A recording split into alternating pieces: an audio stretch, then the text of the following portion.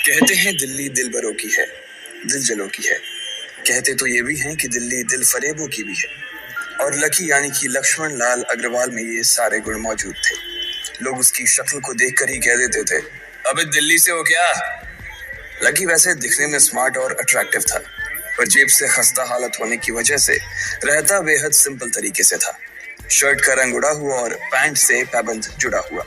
कहने को तो उसकी उम्र के लड़के दिल्ली की सड़कों पर रात को मोटर बाइक दौड़ाते थे, लेकिन लकी उर्फ लक्ष्मण लाल अग्रवाल सिर्फ कमरे से कॉलेज में पढ़ाई और गर्लफ्रेंड डिंपल के साथ थोड़ा वक्त बिताना, फिर कॉलेज से दुकान, दुकान से जब होम डिलीवरी आए तो वहां, और फिर घर चला जाता था। हाँ, कभी कभी जब वो किसी लड़के को खाली सड़क पर मोटर बाइक दंदनाते हुए देखता तो कहता,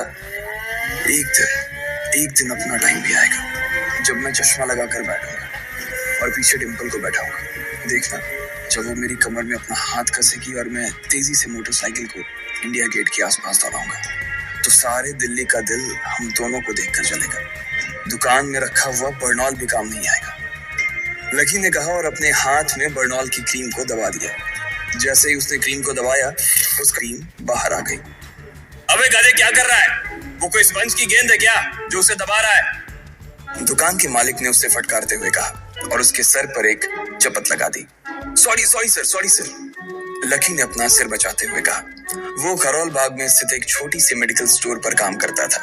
उसकी दुकान का नाम था चमन मेडिकल स्टोर और उसके ओनर का नाम था चमन लाल। लकी पिछले 5 साल से इन्हीं की दुकान पर काम कर रहा था। यहाँ इस छोटी सी शॉप पर काम करना उसकी मजबूरी थी। लाइफ में कंगाली की वजह से उसे कॉलेज में पढ़ाई पूरी करने के लिए पार्ट टाइम जॉब करना था। उसने कई अच्छी जगह अच्छी तनख्वाह की नौकरी ढूंढी, पर नहीं मिली और वो इस मेडिकल स्टोर पर ही अटक गया। गधे, अब इसके पैसे ये तेरा बाप भरेगा?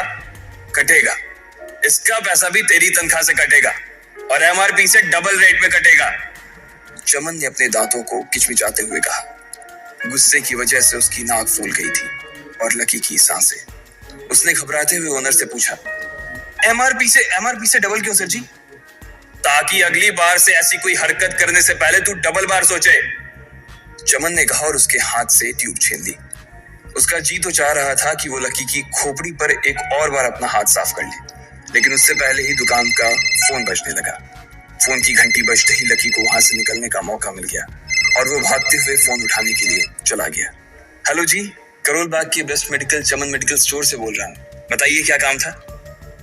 ये लकी की पेटेंट लाइन थी। चाहे कहीं से भी फोन आए, लेकिन उसे फोन पर बस यही बोलना था। जैसे ही इधर लकी ने अपनी बात कही, उधर से जवाब आया, मैं अप्रूविंग नाइट होटल के कमरा नंबर 303 से बात कर रहा हूँ। एक छोटा सा ऑर्डर है, नोट करो और जल्दी से होटल पर डिलीवर करवा दो। वो एक लड़के की आवाज थी। उसकी आवाज में काफी भारीपन और एक अजीब सी जल्दबाजी थी। जैसे ही लकी ने वो आवाज सुनी, पता नहीं क्यों उसे वो आवाज जानी पहचानी सी लगी। जी सर, बताइए आपका क्या ऑर्डर है? हाँ तो लिखो, हार्ट प्ले के 2 पैकेट और 1 पैकेट टिश्यू। लकी, जो कि अपना पेन लेकर खड़ा था, हार्ट प्ले का नाम सुनते ही झिझक गया। असल में हार्ट प्ले नाम का एक कंडोम आता था